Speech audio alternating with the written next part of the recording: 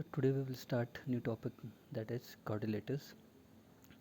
Quadrilateral is a four-sided closed polygon. It has four sides and four angles and four vertex. Quadrilateral क्या होता है? Quadrilateral एक four sided close polygon है जिसमें चार angle, चार साइड और चार वर्टेक्स होते हैं. ठीक है, जैसे ट्राइंगल भी क्या है? क्लोज पॉलीगन है जिसमें तीन एंगल, तीन साइड और तीन वर्टेक्स होते हैं. वैसे quadrilateral four sided close polygon है जिसमें फोर साइड, फोर एंगल और फोर वर्टेक्स होते हैं. ठीक है, ये अब क्वाड्रिलेटर है तो उसकी फोर साइड क्या हो गई? A B, B C, C D और डी ए. तो उसकी फोर साइड हो गई. एंगल हो गए इसका, फोर एंगल्स हो गए, angle A, angle B, angle C, angle D. Angle कैसे बनते हैं? जब कॉर्नर फॉर्म होते हैं या जहाँ दो लाइन आपकी सेगमेंट, दो लाइन सेगमेंट मिलती है. ठीक है, तो ये दो लाइन सेगमेंट कहाँ मिल रही है? इस वर्टेक्स में, तो एक एंगल यहाँ फॉर्म होगा. ये दो लाइन सेगमेंट कहाँ मिल रही है? अली और अली, इस वर्टेक्स में, तो एक एंगल यहाँ फॉर्म होगा. ये लाइन और ये लाइन कहाँ मिल रही है? सेगमेंट इस वर्टेक्स में, तो एक एंगल यहाँ फॉर्म होगा. ये लाइन और ये लाइन किस वर्टेक्स में मिल रही है? इस पॉइंट में, तो एक एंगल यहाँ फॉर्म होगा. ठीक है, तो चार एंगल आपके होगा ए बी सी डी और चार वर्टेक्स जहाँ पे दो लाइन सेगमेंट मीट करती है वो वर्टेक्स होता है. ठीक है, तो वर्टेक्स क्या है? A B C D. ठीक है, we know that the sum of the interior angles of a quadrilateral is equal to 360. ठीक है, क्वाड्रिलेटर के इंटीरियर एंगल का सम, क्वाड्रिलेटर में कितने एंगल? चार. उन सारे चार एंगलों को आप ऐड करोगे तो आपको कितना एंगल का सम मिलेगा? वो होता है 360. जैसे ट्राइंगल के तीनों एंगल का इंटीरियर एंगल का सम कितना होता है? 180. वैसे ही क्वाड्रिलेटर के चारों एंगल का, चारों इंटीरियर एंगल का सम कितना होता है? 360. The sum of the interior angles of a quadrilateral is equal to 360. Quadrilateral के इंटीरियर के जितने भी चार एंगल हैं उनको अगर आप ऐड करोगे तो आपको कितने का सम देंगे? वो 360 का. ठीक है, now it comes types of quadrilateral. अब टाइप्स ऑफ क्वाड्रिलेटर कौन कौन से आपके पॉलीगन्स क्वाड्रिलेटर फैमिली को बिलोंग करते हैं? ठीक है, फर्स्ट इज स्क्वायर. ये भी क्योंकि फोर साइडेड फिगर है. रेक्टेंगल, ये भी quadrilateral because it is also four sided figure. Rhombus भी फोर साइडेड फिगर है. पैरेललोग्राम भी आपका फोर साइडेड फिगर है. ट्रेपीजियम भी आपका फोर साइडेड फिगर है. काइट, वो भी आपका क्या है? Four sided figure. जितने भी फोर साइडेड फिगर होंगे सारे किस फैमिली को बिलोंग करेंगे? क्वाड्रिलेटर फैमिली को. ठीक है, द फर्स्ट इज स्क्वायर. ठीक है, the first quadrilateral is square. Square is a quadrilateral which have all four sides of equal length and all four angles of 90 degree. ठीक है, square वो quadrilateral है जिसमें चारों साइड उसकी इक्वल लेंथ की होगी और चारों एंगल उसके कितने डिग्री के होंगे? इंटीरियर एंगल 90 डिग्री के. ठीक है, जैसे ये क्या स्क्वायर है? A B C D is a square. इसकी चारों साइड इक्वल होगी. अगर ए बी 10 सेंटीमीटर की है तो बी सी भी 10 सेंटीमीटर की होगी, सी डी भी 10 सेंटीमीटर की होगी और ए डी भी 10 सेंटीमीटर की होगी. ठीक है, अगर ए बी 5 की, तो ये भी 5 की, ये भी 5 की, ये भी 5 की. तो स्क्वायर वो होता है जिसकी चारों साइड इक्वल लेंथ की होती है और इसके चारों इंटीरियर एंगल, जो भी इसके इंटीरियर एंगल बनेंगे, एक एंगल ये चारों कितने डिग्री के होंगे? 90 के. ये भी 90, ये भी 90, ये भी 90, ये भी 90. ठीक है, अब अगर 90 प्लस 90 प्लस 90 90 ऐड करोगे कितना आएगा? 360. क्योंकि मैंने आपको बताया कि कोऑर्डिनेटर के इंटीरियर एंगल का सम कितना होता है? 360 का. तो 90 प्लस 90 प्लस 90 प्लस 90, क्यों 90 90 कितना हो गया? 180. फिर 90 90 180, 180 प्लस 180 360. तो कोई भी फोर साइडेड फिगर होगा उसका इंटीरियर एंगल का सम हमेशा 360 आएगा. तो आपके स्क्वायर में साइड क्या है? A B equal to B C equal to C D equal to A D, क्योंकि चारों साइड इक्वल इसलिए इक्वल है. ठीक है, अब इसके एंगल क्या है? चारों एंगल भी कितने डिग्री के? 90. तो एंगल ए किसके बराबर होगा? बी किसके बराबर होगा? सी किसके बराबर होगा? डी के. तो चारों एंगल किसके बराबर है? 90 डिग्री के. ठीक है, now the next quadrilateral is rectangle. Rectangle is a quadrilateral which have opposite sides of equal length and all four angles of 90 degree, that is right angle. अब स्क्वायर भी क्या है? क्वाड्रिलेटर ही है लेकिन इसमें क्या अपोजिट साइड इक्वल होगी. ठीक है, अपोजिट साइड इक्वल लेंथ की होगी लेकिन चारों एंगल भी क्या होंगे? 90 डिग्री.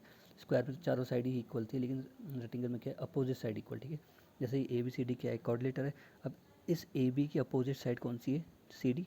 तो अगर ए बी 10 होगा तो सी डी भी 10 होगा.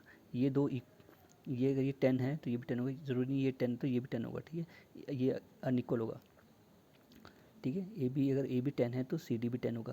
तो इसके अपोजिट ये इक्वल, इसके अपोजिट ये इक्वल. अगर ये 5 है तो ये भी क्या होगा? 5. ठीक है, अगर ए डी 5 है तो बी सी भी क्या होगा? आपका 5. ठीक है, so in rectangle opposite sides are equal. A b अगर 5 है तो सी डी भी 5 होगा. ए बी अगर 2 है तो बी सी भी क्या होगा? 2 मीटर. और इसके भी चारों एंगल क्या होते हैं? 90 डिग्री के होते हैं. ठीक है, और जो अपोजिट वर्टेक्स को जो लाइन ज्वाइन करती है उनको क्या बोलते हैं हम? डायगोनल. जैसे ये अपोजिट वर्टेक्स है. ए का अपोजिट वर्टेक्स क्या है? सी. बी का अपोजिट वर्टेक्स क्या है? डी. ठीक है, तो जो ए को और सी को ज्वाइन करेगी लाइन सेगमेंट, इसको हम क्या बोलेंगे? डायगोनल. इन्हें बोलते हैं हम डायगोनल. तो एक डायगोनल रेक्टेंगल के क्या हो गया? ए सी. एक डायगोनल डी बी, और डी बी का डायगोनल क्या हो गया, एक दूसरा डायगोनल रेक्टेंगल का वो क्या हो गया, डी बी। ठीक है, जो अपोजिट वर्टेक्स को जो लाइन सेगमेंट जॉइन करती है उन्हें क्या बोलते हैं हम, डायगोनल। तो एक डायगोनल हो गया आपका ए सी, एक डायगोनल हो गया आपका डी बी। ठीक है, ऐसे ही आपके स्क्वायर में एक डायगोनल क्या हो गया, अपोजिट वर्टेक्स ए का अपोजिट वर्टेक्स क्या सी, तो जो ए और सी को जॉइन करेगी लाइन सेगमेंट तो वो क्या होती है, डायगोनल। तो एक वर्टेक्स हो गया आपका ए सी और एक वर्टेक्स हो गया आपका बी डी। ठीक है, तो A B equal to C D, rectangle में क्या है, अपोजिट साइड इक्वल होती है, तो ए बी के बराबर कौन सी साइड आएगी, सी डी, इसलिए मैंने ए बी के बराबर किसका क्या लिखा, सी डी। ठीक है, अब ए डी के बराबर क्या होगा, अब ए डी की अपोजिट साइड क्या है, बी सी, तो ए डी के बराबर मैंने क्या लिखा, बी सी, क्योंकि अपोजिट साइड क्या होती है, इक्वल। ठीक है, लेकिन चारों एंगल कितने डिग्री के होते हैं, 90, तो angle A equal to angle B, angle C equal to angle D. Angle A किसके बराबर, एंगल बी के, एंगल बी किसके बराबर, एंगल सी के, एंगल सी किसके बराबर, डी के, और चारों एंगल कितने डिग्री के, 90 डिग्री के। ठीक है, बस स्क्वायर में चारों साइड इक्वल होती है, रेक्टेंगल में अपोजिट साइड इक्वल होती है। ठीक है, quadrilateral is parallelogram is a quadrilateral in which opposite sides are of equal length but all four angles are not of 90 degree. Parallelogram क्या होता है, वो भी क्वाड्रिलेटर है, क्योंकि वो भी क्या है, फोर साइडेड फिगर है। लेकिन पैरेललोग्राम में क्या होता है, अपोजिट साइड्स इक्वल होती है, जैसे रेक्टेंगल में अपोजिट साइड इक्वल होती है, वैसे पैरेललोग्राम में भी अपोजिट साइड क्या होती है, इक्वल होती है। बस पैरेललोग्राम में क्या होते हैं, जिसके इंटीरियर एंगल होते हैं वो 90 डिग्री के नहीं होते। ठीक है, तो parallelogram is a quadrilateral in which opposite sides are of equal length but all four angles are not of 90 degree. जो उसके इंटीरियर एंगल होंगे वो चारों एंगल 90 डिग्री के नहीं होंगे। ठीक है, जैसे रेक्टेंगल में तो अपोजिट साइड इक्वल होती है और चारों एंगल कितने डिग्री के होते हैं, 90 के।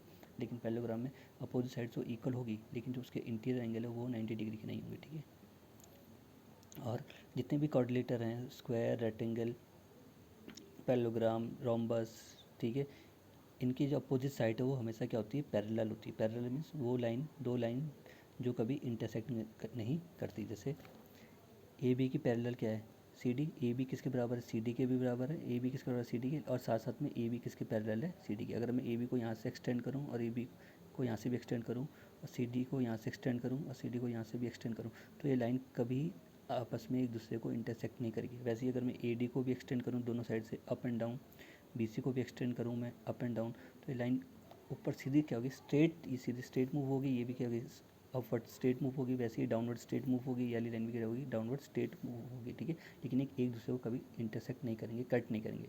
तो साथ में स्क्वायर की भी अपोजिट साइड क्या होती है, पैरेलल होती है। ठीक है, वैसे रेक्टेंगल की भी अपोजिट साइड क्या होती है, पैरेलल होती है। वैसे पैरेललोग्राम की भी अपोजिट साइड क्या होती है, पैरेलल। पैरेलल मीन्स जो कभी एक दूसरे को, दो लाइन कभी इंटरसेक्ट ना करे। तो हमारा पैरेललोग्राम था, हमें पता था कि पैरेललोग्राम हमारा क्या होता है, is a coordinator in which opposite sides are equal but all is angle are not of 90 degree. जो उसके इंटीरियर एंगल है वो 90 डिग्री के नहीं होते। तो अपोजिट साइड इक्वल होती है। ए बी की अपोजिट क्या है, डी सी, तो ए बी किसके बराबर होगा, डी सी के। ठीक है, क्योंकि अपोजिट साइड इक्वल, अगर ए बी 10 है तो डी सी भी क्या होगा 10।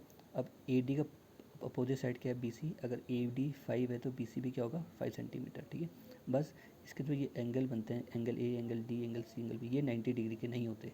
रेक्टेंगल में क्या होता है, 90 डिग्री होते हैं और अपोजिट साइड इक्वल होती है। बस पैरेललोग्राम और रेक्टेंगल में ये फ़र्क है कि दोनों में अपोजिट साइड इक्वल तो होती है, बस पैरेललोग्राम में उनके जो एंगल होते हैं इंटीग्रल वो 90 डिग्री के नहीं होते, जबकि रेक्टेंगल में उसके एंगल कितने डिग्री के होते हैं, सारों 90 डिग्री के। ठीक है, वैसे ही ए बी क्या है, पैरेलल होगी, ए बी किसके पैरेलल होगी, डी सी के, और वैसे ही ए डी किसकी पैरेलल होगी, बी सी के।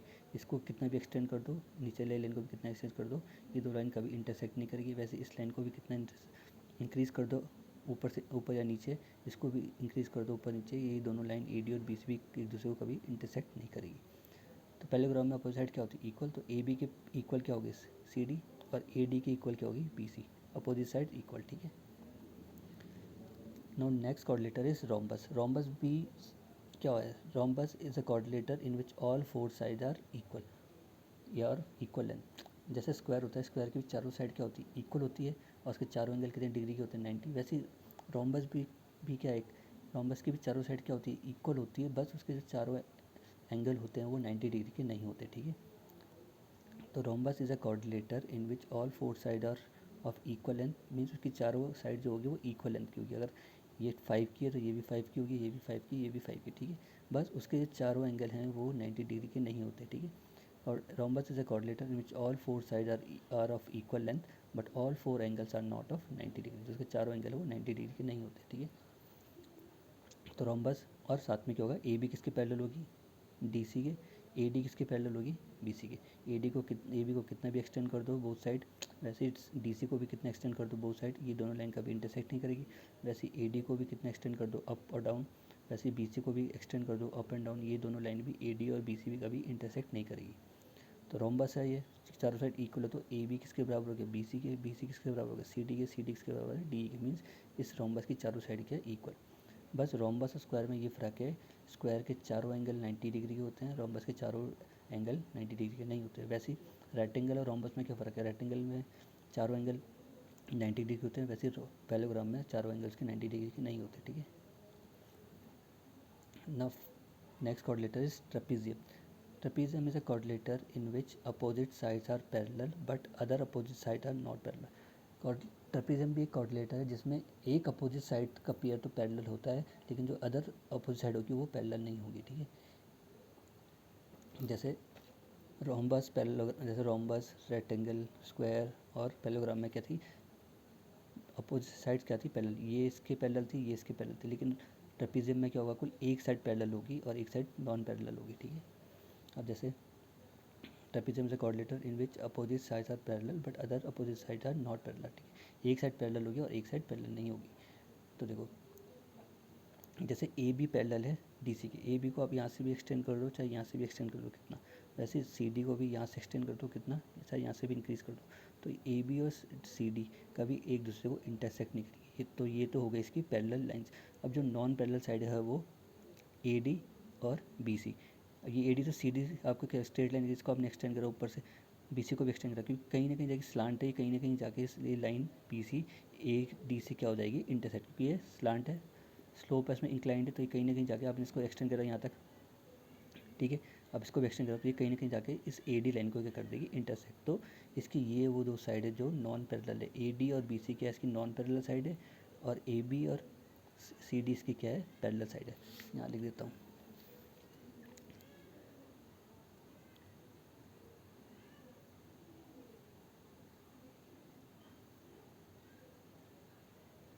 B C are non parallel sides, ठीक है। तो ए डी और बी सी की क्या है, non parallel side. Non parallel means जो पैरेलल तो हो गई जो कभी इंटरसेक्ट नहीं करी, और नॉन पैरेलल होती जो कहीं ना कहीं जाके किसी पॉइंट पे इंटरसेक्ट कर देगी एक दूसरे को, ठीक है। तो ए बी और सी डी पैरेलल है, मीन्स ये दोनों लाइन कभी एक दूसरे को इंटरसेक्ट नहीं करेगी। ए डी और बी सी नॉन पैरेलल है, मीन्स ये किसी ना किसी पॉइंट में आप इसको इंक्रीज़ करते रहोगे दोनों लाइन को, तो कहीं ना कहीं ये दोनों लाइन एक दूसरे को कट करेगी, ठीक है।